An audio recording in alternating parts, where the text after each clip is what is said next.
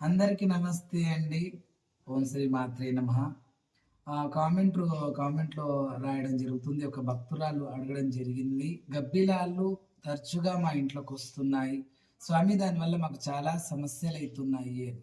అవమ్మా నిజంగా వాస్తవం ఆ మాట.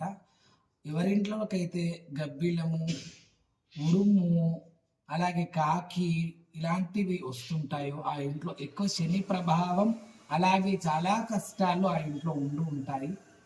అయితే గబ్బిలం వస్తే ఏం చేయాలి అని అడుగుతున్నారు. పూర్వకాలంలో అయితే గబ్బిలం ఇంట్లోకి వస్తే చంపి దాని ఇంటి గడప బయట పాతి పెడుతుండే. ఇప్పుడు చంపడమే చంపొద్దు అనే దాంట్లో మనం ఉన్నాం. అంటే సనాతన ధర్మంలో ఇలాంటి పొరపాట్లు చేయొద్దు. అది తెలిసి తెలియని కాలంలో అట్లా చేసిర్రు.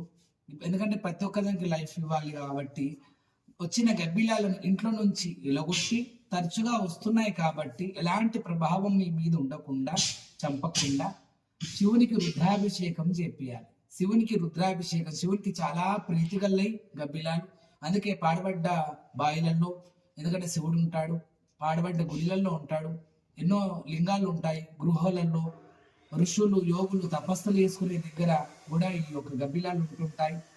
మనిషిని తలిగినా అంటే కాళ్ళతో తలిగినా లేదా మనిషిని మీదుగా పట్టుకున్నా గబ్బిలమే గాని, అలాగే కాకి నెత్తి మీద తన్నినా శివుడు అంటే ఏదో ఇంట్లో లేని కలంపం జరుగుతున్నట్టు, లేని దరిద్రం జరుగుతున్నట్టు సంకేతం కాబట్టి అన్నిటికీ సర్వానికి సర్వంతర్యామి శివుడు కాబట్టి, ఆ శివుడే మృత్యుంజయుడు కాబట్టి మనం కూడా మృత్యుంజయులవై ఎల్ల కాలాలు నిండుగా నిండు నూరేళ్లుగా బతకడానికి, ఇంట్లో ఉన్నటువంటి సమస్త దరిద్రాలు దూరం దొరకడానికి ఆపద బాంధవునిగా ఆ తండ్రి మనకున్నాడు శివుడు. ఆ శివునికి రుద్రాభిషేకం చేయించి, ఆ రుద్రాభిషేకం చేసిన నీళ్లు తెచ్చి ఇల్లంతా చల్లుకొని స్నానం చేసి నీళ్ళలో పోసుకొని స్నానం చేసుకుంటే కూడా అన్ని దోషాలు పోతే ఒక 5 సోమవారాల శివాలయంలో దీపారాధన చేస్తే చాలమ్మా.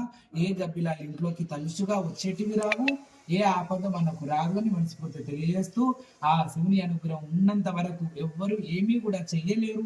అవి మంత్రతంత్రాలు కానీ ఇలాంటి పడగాని జీవరాశులు ఇంట్లోకి వచ్చిన పక్షులు వచ్చిన మనకి ఏం కాదు తల్లి. నువ్వు తరచుగా వస్తున్నాయి, మాకు తరచుగా యాక్సిడెంట్లు అవుతున్నాయి, మాకు ఇంట్లో మంచిగా ఉంటలేదు, మేము చీటికి మాటికి భార్య భర్తలు కొట్లాడుకుంటున్నాం, పిల్లలకు ఆరోగ్య సమస్యలు వస్తున్నాయి, మాకు ఇంట్లో డబ్బు సమస్య వస్తుంది అంటున్నావు కదా బంగారు తల్లి. ఇలాగే ఆ నవగ్రహాల పూజ కూడా చేయించుకోండి, మీకు మంచిగా ఉంటుంది. తరచుగా ఇంట్లోకి గబ్బిలాలు రాకుండా కూడా ఉంటుంది. ఆ శివునికి రుద్రాభిషేకం చేపియండి.